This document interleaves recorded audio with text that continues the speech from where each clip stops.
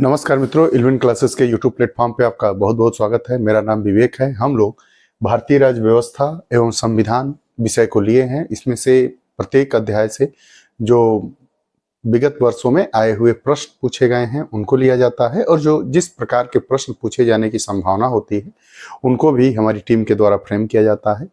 यह हमारी दूसरी कक्षा है। पहली कक्षा में हम लोग पढ़े थे भारतीय संविधान की विकास यात्रा। आज ये हमारा जो दूसरा अध्याय है उसमें हम पढ़ेंगे भारतीय संविधान का निर्माण एवं इसकी प्रमुख विशेषताएं। हमारे संविधान का निर्माण कब हुआ, हमारे संविधान की प्रमुख विशेषताएं क्या हुई, इनसे जुड़े हुए प्रश्न अब परीक्षाओं में आपको देखने को मिल जाते हैं। चाहे वो आईएएस की परीक्षा हो, पीसीएस की परीक्षा हो, नेट की परीक्षा हो, एसआई हो, पुलिस हो, टेट हो, जितने जीएस वाले प्रश्न पत्र वाले एग्जाम होते हैं उसमें निश्चित ही तौर पर इस टॉपिक से प्रश्न पूछे जाते हैं।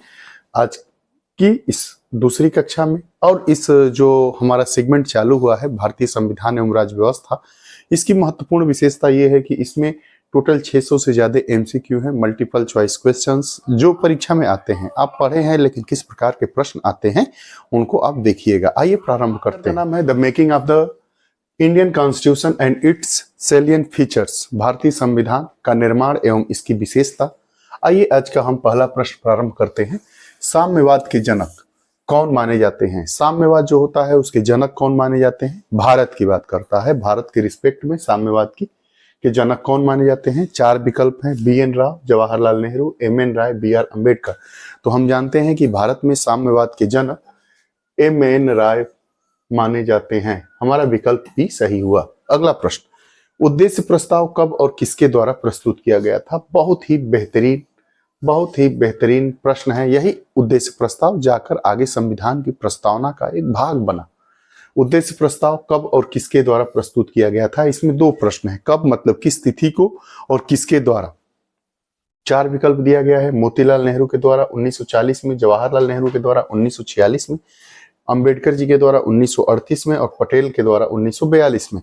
तो हम देखेंगे कि जो हमारा उद्देश्य प्रस्ताव है वह पंडित जवाहरलाल नेहरू के द्वारा वर्ष 1946 में प्रस्तुत किया गया था।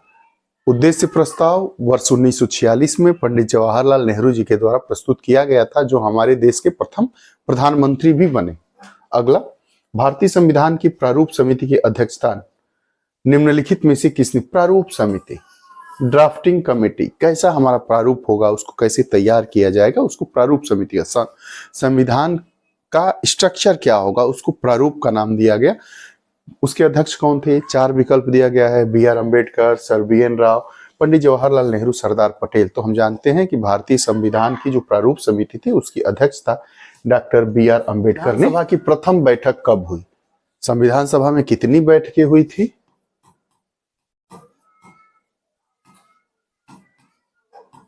कुल कितनी बैठक हुई थी संविधान सभा में, ये बताएंगे। तो संविधान सभा की प्रथम बैठक कब हुई थी? 4 विकल्प दिया गया है: 9 दिसंबर 1946, 12 दिसंबर 1946, 11 दिसंबर 1946, 13 दिसंबर 1946। तो जो संविधान सभा की प्रथम बैठक हुई थी वो 9 दिसंबर 1946 को हुई थी। अगला प्रश्न, प्रारूप समिति में निम्न में से कौन एक सदस्य सम्मिलित नहीं था? प्रारूप समिति में कुल 7 सदस्य थे, उसमें कौन सम्मिलित नहीं था? जवाहरलाल नेहरू, ए.के. अय्यर, मोहम्मद सादुअल्लाह, के मुंशी। तो जवाहरलाल नेहरू जो थे वो प्रारूप समिति के सदस्य नहीं थे। जवाहरलाल नेहरू प्रारूप समिति के सदस्य नहीं थे। देखिए अब विकल्प, संचालन समिति के अध्यक्ष कौन थे? डॉक्टर राजेंद्र प्रसाद। संघ संविधान समिति के अध्यक्ष कौन थे? जवाहरलाल नेहरू। प्रारूप समिति के डॉक्टर अंबेडकर और प्रांतीय संविधान समिति के सरदार पटेल। समिति और उसके अध्यक्ष दी गई है। संविधान बनाने के लिए कई समितियों का गठन हुआ था। उस समितियों में कितने सदस्य थे, कितने अध्यक्ष थे? तो प्रारूप समिति के अलावा और कोई ऐसी समिति नहीं है जिसके बारे में सदस्यों की संख्या पूछी जाती हो, लेकिन अध्यक्षों का मिलान करने के लिए आता है। इसमें आप 4 विकल्प, 4 प्रश्न का समाधान आप देख सकते हैं: संचालन समिति, संघ संविधान समिति, प्रारूप समिति, प्रांतीय संविधान समिति। जो संचालन समिति थी उसके अध्यक्ष डॉक्टर राजेंद्र प्रसाद थे। संघ संविधान समिति के अध्यक्ष जवाहरलाल नेहरू थे। प्रारूप समिति डॉक्टर अंबेडकर और प्रांतीय संविधान समिति के अध्यक्ष सरदार पटेल थे। तो हमारा विकल्प क्या हो गया? 2, 1, 3, 4 विकल्प बी हमारा सही हुआ। उद्देश्य प्रस्ताव 13 दिसंबर 1946 को प्रस्तुत किया गया था। उद्देश्य प्रस्ताव सरदार पटेल के द्वारा लाया गया था। उपयुक्त में से कौन सा कथन सत्य है? हम जानते हैं कि उद्देश्य प्रस्ताव पंडित जवाहरलाल नेहरू के द्वारा 13 दिसंबर 1946 को प्रस्तुत किया गया था। तो हमारा विकल्प एक ही केवल सही है, दूसरा विकल्प सही है, तो जहां पे केवल एक होगा। उद्देश्य प्रस्ताव 13 दिसंबर को किसके द्वारा? जवाहरलाल नेहरू जी के द्वारा।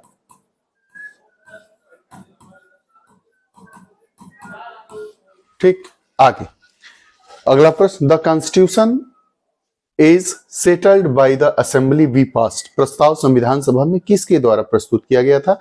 4 विकल्प दिया गया है, Jawaharlal Nehru, B R Ambedkar, Sardar Patel, B N Rao. तो बी आर अम्बेडकर के द्वारा यह प्रस्ताव पास किया गया था हमारी संविधान सभा। संविधान की विशेषताओं में निम्नलिखित में से कौन सी विशेषता सम्मिलित नहीं है? कौन सी विशेषता है, कौन सी विशेषता सम्मिलित नहीं है, ये प्रश्न ध्यान से देखना होगा। नम्यता एवं अनम्यता का मिश्रण, ये तो हमारे संविधान में सम्मिलित है। संसदीय सर्वोच्चता एवं न्यायिक सर्वोच्चता में समन्वय, ये भी हमारे संविधान में सम्मिलित है। अलिखित एवं विस्तृत संविधान, नहीं, हम लोगों का जो संविधान है वो लिखित है। विश्व का सबसे बड़ा लिखित संविधान भारत का संविधान है, 395 अनुच्छेद जिनमें समाप्त किया गया है।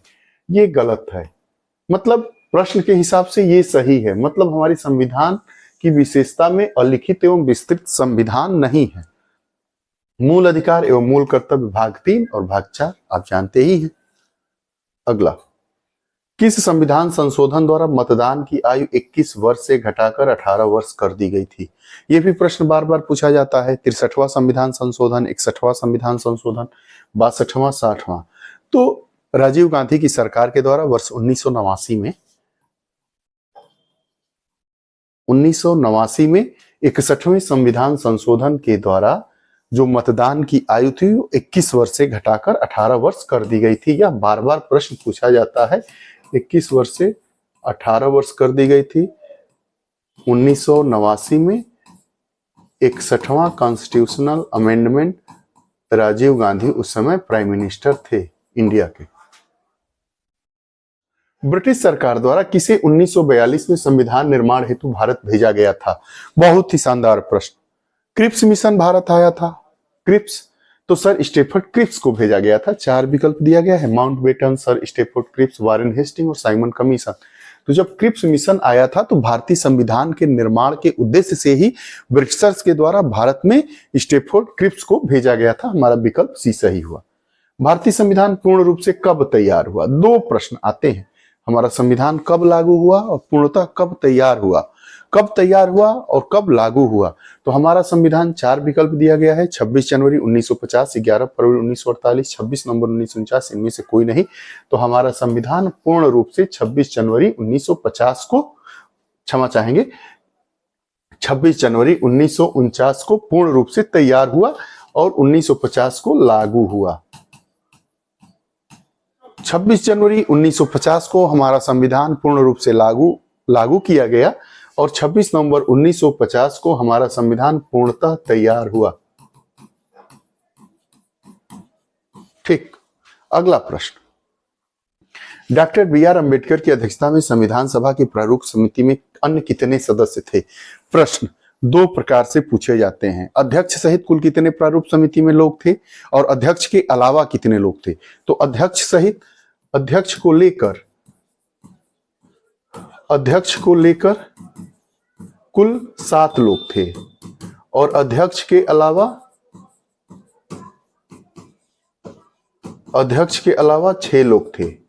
तो वही प्रश्न पूछ रहा है अंबेडकर संविधान सभा में, अंबेडकर की अध्यक्षता में, मतलब ये तो अध्यक्ष संविधान की प्रारूप समिति में अन्य कितने सदस्य थे? तो 6 सदस्य थे।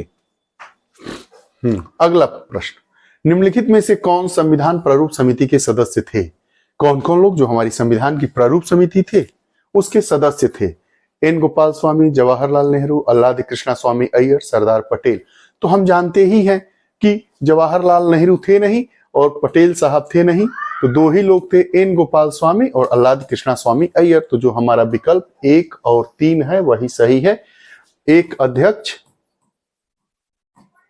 1 और सदस्य कितने थे? 6, कुल अध्यक्ष सहित 7।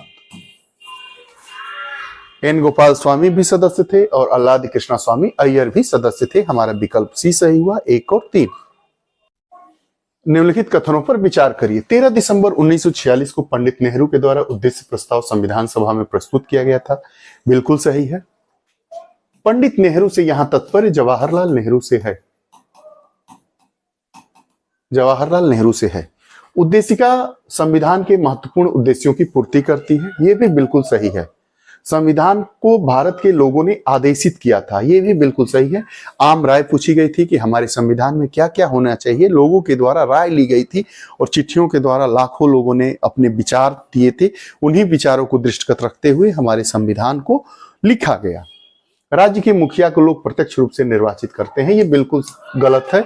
राज्य के मुखिया को हम कैसे प्रत्यक्ष रूप से निर्वाचित करते हैं? हम लोग विधायक चुनते हैं और विधायक मिलके अपने विधायक दल का नेता चुना जाता है और वही मुख्यमंत्री होता है। तो प्रत्यक्ष चुनाव मुखिया का नहीं होता है, राज्य के मुखिया का या केंद्र के मुखिया का प्रत्यक्ष चुनाव भारत में नहीं होता है। अप्रत्यक्ष चुनाव होता है, क्योंकि जो बहुमत दल का नेता होता है वही मुख्यमंत्री होता है।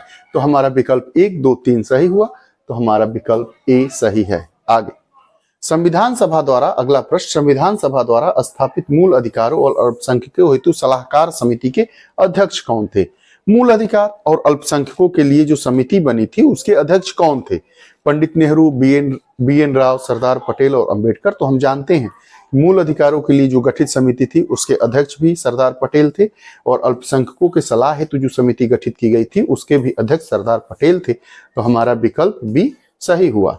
17 संविधान को 26 जनवरी के दिन लागू करने का निर्णय इसलिए लिया गया था, क्या इसके पीछे निहितार्थ था? आइए निहितार्थ को जानते हैं।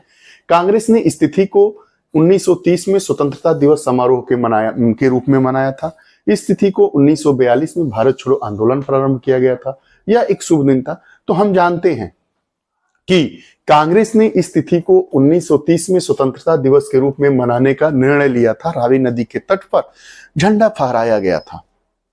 तो हमारा विकल्प ए सही हो गया। अगला, भारतीय संविधान के निर्माण के समय संवैधानिक सलाहकार कौन थे? बार बार पूछा जाता है। भारतीय संविधान का जब निर्माण हुआ था तो संवैधानिक सलाहकार बी एन राव थे। बी एन राव वकील थे और ये हमारे संवैधानिक सलाहकार भी थे। 4 विकल्प दिया गया है, doctor B R Ambedkar, Rajendra Prasad, K M Munshi, B N Rao. तो हमारा विकल्प कौन सा सही होगा? C, B N Rao. अगला प्रश्न 19 नंबर, भारत सरकार द्वारा राजकीय चिन्ह कब से अंगीकृत किया गया था? भारत सरकार द्वारा जो हमारा राजकीय चिन्ह है, राजकीय चिन्ह क्या है, कब अंगीकृत किया गया था? 4 विकल्प दिए गए हैं, 15 अगस्त 1948, 26 जनवरी 1948, 2 अक्टूबर 1947, 26 जनवरी 1950। तब जब समझिए, जब हमारे संविधान को पूर्णतः रूप से लागू कर दिया जाएगा तभी से तो हमारे चिन्हों को अंगीकृत किया जाएगा, आत्मार्पित किया जाएगा, अधिनियमित किया जाएगा। तो भारत सरकार के द्वारा राजकीय चिन्ह को 26 जनवरी 1950 को अंगीकृत किया गया था। हमारा विकल्प डी सही। समवर्ती सूची की संकल्पना कहां से ली है? पूछा जाता है कि कौन सा विधान किस देश से लिया गया है, इसे भी प्रश्न पूछे जाते हैं। तो समवर्ती सूची कहां से ली गई है? यूएस से, ऑस्ट्रेलिया से, स्विट्जरलैंड, यूएसएसआर। तो समवर्ती सूची ऑस्ट्रेलिया। आगे, भारत की संघात्मक व्यवस्था किस देश से संबंधित है? संघात्मक व्यवस्था कनाडा से। अगला विकल्प, लिखित संविधान का प्रारंभ किस देश में हुआ था? ब्रिटेन का लिखित संविधान नहीं है। लिखित संविधान यूएसए से शुरू हुआ था, अमेरिका से शुरू हुआ था। 4 विकल्प दिया गया है, जापान, भारत, ब्रिटेन और अमेरिका। तो लिखित संविधान का प्रारंभ अमेरिका से माना जाता है। भारत का जो संविधान है वो लिखित है और विश्व का सबसे बड़ा संविधान है। मूल संविधान में शामिल थे। मूल संविधान और वर्तमान संविधान। मूल संविधान से आशय ये है कि जब हमारा संविधान बना उस समय हमारे संविधान के कितने भाग थे, कितनी अनुसूचियां थी, कितने अनुच्छेद थे, इसकी बात ये कर रहा है। तो जो हमारा संविधान बना था उस समय 395 अनुच्छेद थे, 22 भाग थे और 8 अनुसूचियां हैं। इस समय 12 अनुसूचियां हो गई है। अनुच्छेद तो 395 ही है लेकिन उसके उपभाग को बढ़ाया गया है। 4 विकल्प आपके सामने है, 395 अनुच्छेद, 22 भाग 8 अनुसूचियां, 371 अनुच्छेद, 21 भाग 11 अनुसूचियां, 372 अनुच्छेद, 20 भाग 7 अनुसूचियां, 380 अनुच्छेद, 23 भाग और 8 अनुसूचियां। तो हमारा विकल्प 1 सही है, 395 अनुच्छेद, 8 अनुसूची और 22 भाग। अगला, भारतीय संसदीय प्रणाली ब्रिटिश संसदीय प्रणाली से इस बात से भिन्न है कि भारत में वास्तविक और नाम मात्र दोनों प्रकार की कार्यपालिका है। सामूहिक उत्तरदायित्व की प्रणाली है, द्विसदनीय विधायिका है, न्यायिक पुनर्वलोकन की प्रणाली है। भिन्न कैसे है? क्योंकि हमारी जो प्रणाली है वो न्यायिक पुनर्विलोकन। न्यायिक पुनर्विलोकन क्या होता है?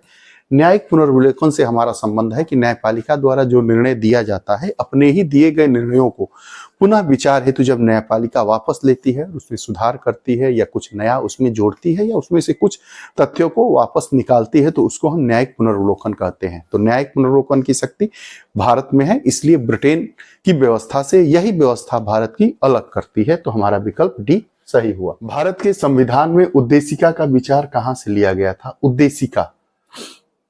उद्देशिका मतलब प्रस्तावना।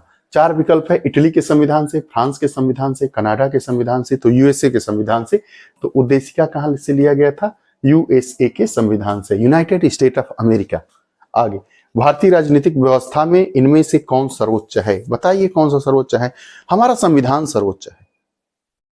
संविधान के अनुरूप ही हमारी व्यवस्थाएं चलती है। संविधान का निर्माण हम भारत के लोगों ने किया है। तो लोकतांत्रिक देश की व्यवस्था में लोक अर्थात लोग ही महत्वपूर्ण होता है, सर्वोपरि होता है। तो लोक के द्वारा, लोगों के द्वारा जिसका निर्माण किया गया वही सर्वोपरि होगा। तो हमारे संविधान का निर्माण हमारे देश के लोगों, हम भारत के लोग, भारत को एक संपूर्ण प्रभुत्व, तो सर्वोच्च कौन होगा? हमारा संविधान सर्वोच्च होगा। 4 विकल्प दिए गया है, सर्वोच्च न्यायालय, संसद, संविधान और धर्म। तो हमारा संविधान सर्वोच्च होगा। रचना है तो संविधान सभा का विचार किसने सर्वप्रथम प्रस्तुत किया था? किस पार्टी ने? तो स्वराज पार्टी ने वर्ष 1934 में। 4 विकल्प दिया गया है, स्वराज पार्टी 1934, कांग्रेस पार्टी 1936, मुस्लिम लीग 1942, सर्वदलीय सम्मेलन 1946। तो जो स्वराज पार्टी थी उसने सर्वप्रथम यह विचार दिया था कि भारत के का जो संविधान हो उसके लिए एक संविधान सभा होनी चाहिए जो हमारे संविधान का निर्माण करे वर्ष 1934 में। भारत के संविधान के लक्षण और किस देश से लिए गए हैं? तो मूल अधिकार कहां से लिया गया है? अभी हम लोगों ने बात किया अमेरिका से।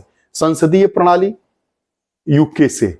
आपातकाल के दौरान मूल अधिकारों का निलंबन जर्मनी से। और राज्य के नीति निर्देशक तत्व कहां से लिए गए हैं? आयरलैंड से। राज्य के नीति निर्देशक तत्व कहां से लिए गए हैं? आयरलैंड से। मूल अधिकार कहां से लिया गया है? अमेरिका से। शासन की संसदीय प्रणाली कहां से लिया गया है? यूनाइटेड किंगडम अर्थात ब्रिटेन से। आपातकाल के दौरान मूल अधिकारों का निलंबन कहां से लिया गया है? जर्मनी से। तो हमारा विकल्प क्या हुआ? 2 1 4 3। 2 1 4 3 कहां है? जिसमें होगा वही हमारा विकल्प सही होगा, विकल्प सी। तो ये रही आज की हमारे भारतीय संविधान की प्रस्तावना एवं उसकी विशेषताओं से जुड़ी हुई। आपको ये हमारी कक्षा कैसी लगती है? कृपया कमेंट बॉक्स में अपने विचार जरूर दें। पुनः नई कक्षा के साथ उपस्थित होंगे, तब तक के लिए बहुत बहुत धन्यवाद। नमस्कार।